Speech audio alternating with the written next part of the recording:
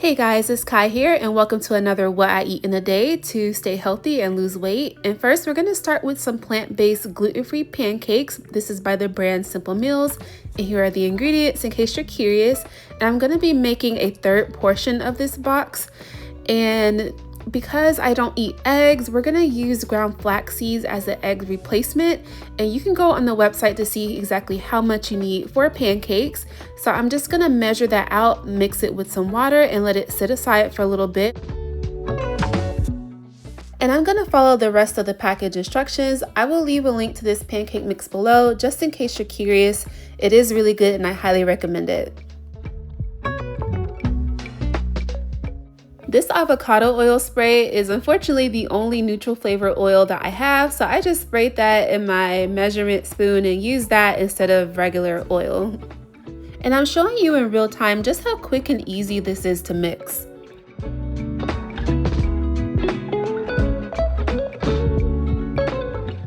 So I'm going to be adding some frozen blueberries to the pancakes. It is optional, but it gives it a lot more flavor. And I also added a little bit of vanilla extract to the batter because it was a bit bland, and also just like a teaspoon of agave. So it says that this is supposed to make 6 pancakes. I only got 4 with the little baby pancake on the side. So yeah, it was no way for me to possibly get 6 pancakes out of this because as you see, they're not that big. But I'm just putting the blueberries on top, and with these pancakes you can't tell exactly when they're done on the other side because they don't bubble at the top. You just kind of have to wait a few minutes and peek at it before you flip it over.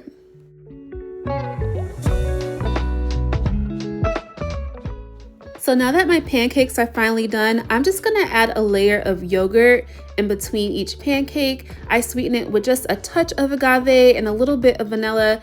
I know this sounds weird, but this is just a hack that I use to use less sugar because I normally douse my pancakes with a ton of maple, and with this I don't have to add as much sugar as I usually do.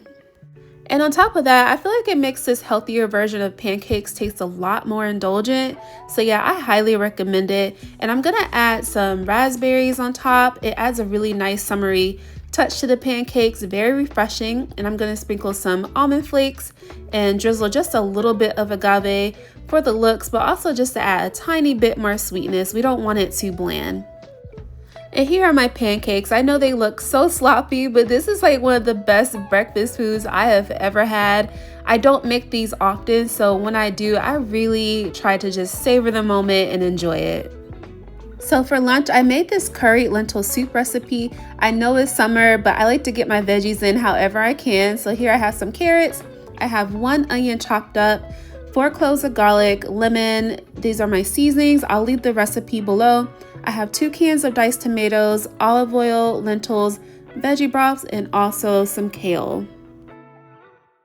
The recipe calls for a 1/4 cup of olive oil, which I did think was a bit much, but the writer of the recipe just said that it adds a ton of flavor, so just go along with it. But normally I just use 1 tablespoon of oil in something like this. So we're gonna add our veggies to the pot, saute them for about 7 or 8 minutes, and then we're gonna add the garlic. And next we're gonna add our seasonings and give that a good mix. And now I'm just gonna throw in the rest of the ingredients. It says to bring the soup to a boil and then turn it down to a simmer and let that simmer for about 30 minutes until fully cooked. And now that our soup is fully cooked through, I'm gonna add in the kale, let that simmer for about 10 minutes. And then I'm gonna take some of the ingredients from the soup and add it to a blender cup, pulse it for a few seconds, and then add it back to the soup just so that it can have a much smoother texture. And now our soup is ready once this is mixed in, and it is time to plate. To be honest, I'm not a huge fan of this recipe. I probably won't cook it again. But later in the week, I did make some homemade vegan Parmesan cheese that I sprinkled on top, and it was perfect. I wish I had thought about showing it in this video. Unfortunately, that didn't happen. But yeah, overall, it was pretty okay. So now it's time for dinner, and I am having this roasted veggie salad with 2 chickpea patties on top. And for the chickpea patties, I doubled the recipe. So this is 3 cans of chickpeas rinsed and grained, cilantro, some garlic, some red onion I sauteed just to get rid of that raw flavor. And then here are the seasonings that I use, as well as some tomato paste and some salt. I will leave the link to the recipe that I use below. And here, as you can see, I pulled out a brand new food processor and the thing did not work. I tried to troubleshoot it and look up online what in the world was going on with it, and I could not get it to work. So I had to chop and mix everything up on my own. And this recipe calls for some breadcrumbs. So this is just some gluten-free bread that I made out of the box. It was the same brand as the pancake mix. And you'll see me chop that up and add it to the mix later. But yeah, at this point, we're just gonna throw everything in the bowl and mix it all together.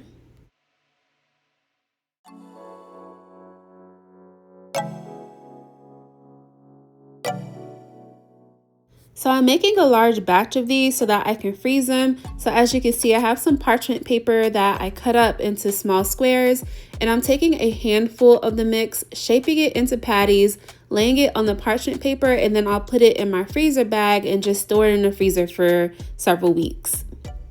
I'm just looking for ways to save time wherever, however I can, because eating whole food plant-based and cooking all your stuff at home takes so much time, energy, and planning.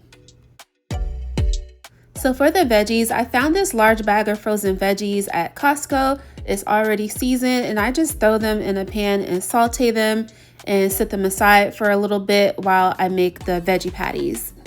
And these patties unfortunately did not hold their shape well, all because I did not have a food processor to use. So here is a plate of veggies with some raw spinach and the veggies that we sauteed earlier. And I made this homemade vegan ranch dressing off camera because I wanted to make it first before I showed it to you guys. And we're just gonna lay those veggie patties on top. And with the dressing, unfortunately it firmed up in the fridge, so I wasn't able to get it to spread easily like I hoped it would. But overall, it turned out to be pretty okay. So for my snack, I kept it really simple and had some olive oil seaweed, and I also had this banana cream olipop. And this is my third favorite olipop. My first favorite is the cherry cola, and then the cream soda, and then the banana cream. The rest of them I don't really like too much, but I'm still gonna keep trying them anyways. For a bonus, I made these banana nut muffins for my mom because she was craving something sweet, and these are gluten-free, plant-based, and I'll show you the ingredients on the side in case you're curious, and I will leave a link to this muffin mix below. And these do call for eggs, but instead I'm gonna use flaxseed meal like I did for the pancake recipes, and instead of oil, I'm gonna mash this banana. So here, we're just gonna add the flax seeds in the water and set that aside. And I'm gonna mash the banana until it's fully mushed like baby food. I don't want to taste any large chunks of banana in this banana bread. And at this point, we just follow the package instructions and mix everything in the bowl.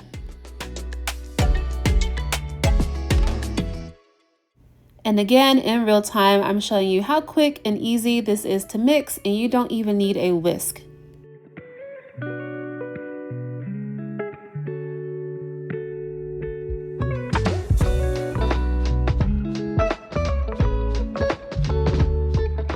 I also added some walnuts to the mix because it doesn't come with it, and I feel like it just gives it a really nice crunch and flavor. So I'm gonna spray this with some nonstick spray because this pan isn't nonstick, and I'm putting it in a shallow loaf pan because I feel like this is way too dense and it would take forever to bake if it was in a regular bread loaf pan. So we're gonna add some more walnuts on top, and then I stuck that in the oven for about an hour, 20 minutes total. I think the package says anywhere from like 15 to 20 minutes or something like that, but with the flax egg and the banana, it just takes way longer to bake. So this is what it looks like when it came out of the oven after 45 minutes, and I cut a piece to taste test it, and it was still undone in the middle. As you can see, it looked a little gooey, so that's why I had to stick it back in the oven and bake it for even longer. And here I tried another piece after an hour 20 minutes, and it was perfect. It is still dense and chewy. It's not bready like regular banana bread, but it was still really good, and I would definitely make this again. I highly suggest it. So that's going to be it for this video. Thank you so much for watching. If you want to see more healthy, plant-based, gluten-free, grain-free recipes, like, comment, subscribe, and I will see you next week.